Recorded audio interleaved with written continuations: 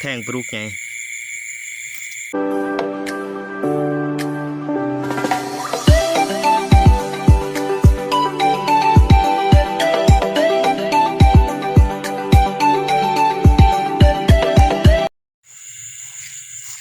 สบายดีพี่ๆน้องๆที่เขามาหับชมทั้งสองวิถีชีวิตวันนี้ก็ที่พาไปไต่ป่านะ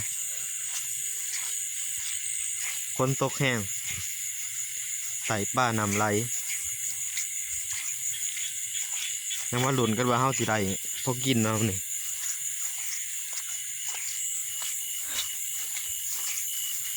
คือเก่าไต่อยู่ตรงให้ตรงหน้าคือเก่า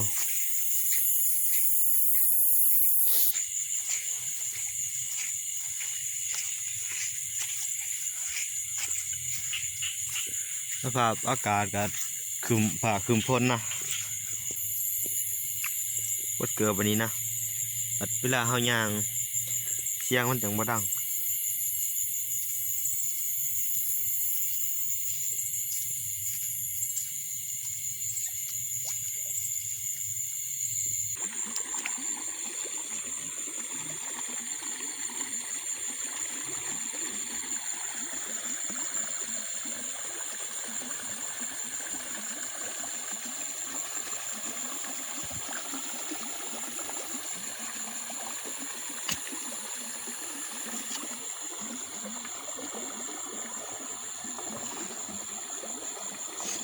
เต็มแรกนะ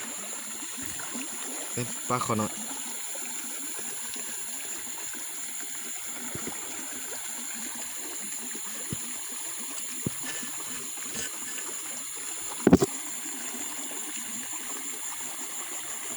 เต็มแรก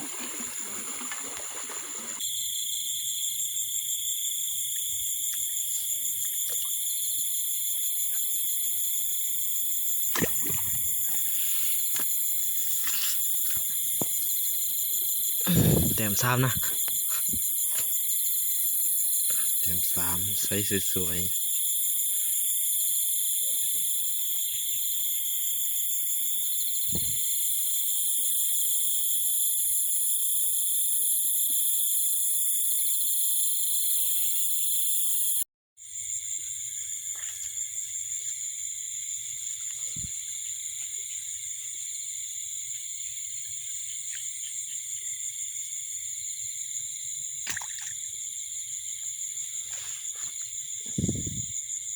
เต็มสี่นะ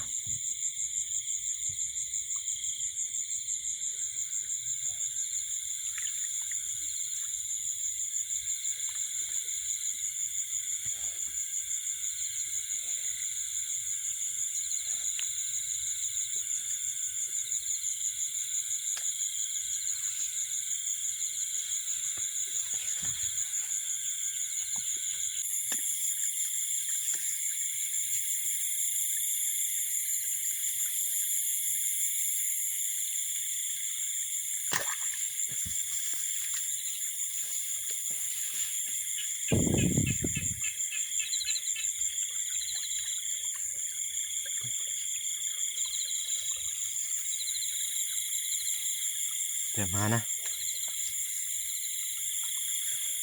เต็มที่หาปลาคอ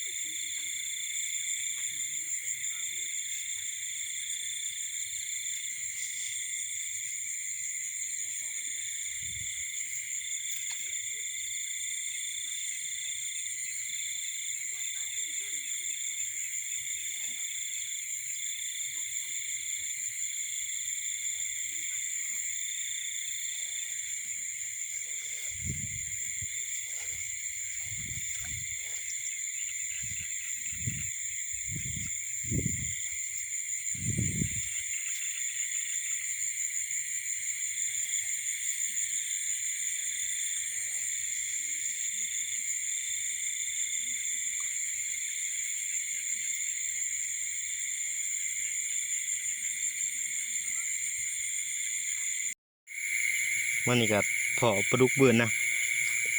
แทงปลาดุกไง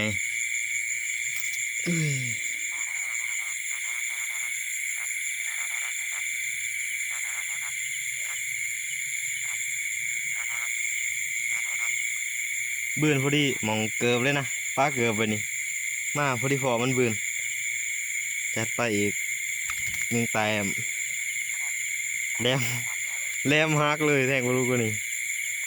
งอมาทางนี้เลยเนี่ยก็จิปลดปลาออกก่อนนะมาบอลนี่ก็น้ำไหลนะมาบอลน้ำไหลแทงตัวหนึ่ง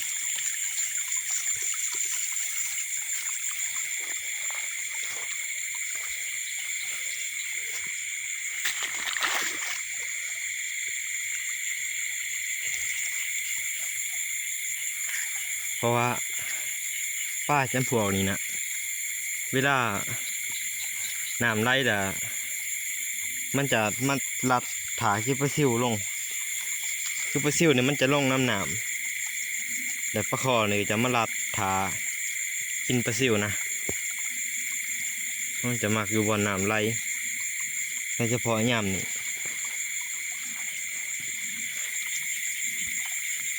บรรยากาศจีดเลาะกับเมื่อนะเด็กล่ะ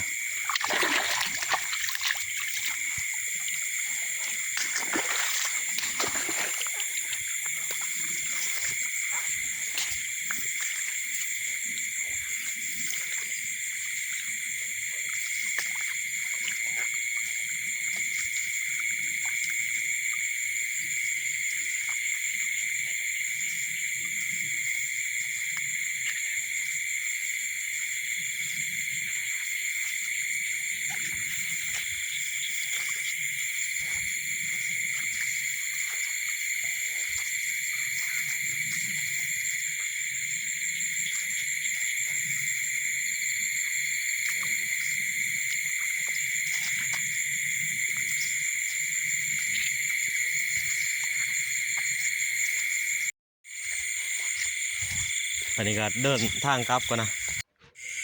อันนี้ก็จะเป็นป่าที่เขาได้นะป่าประมาณ3-4 ตัวน่ะตัวใหญ่พันเอียนน้ำตัวหนึ่งพันเอียนได้แต่ห้าง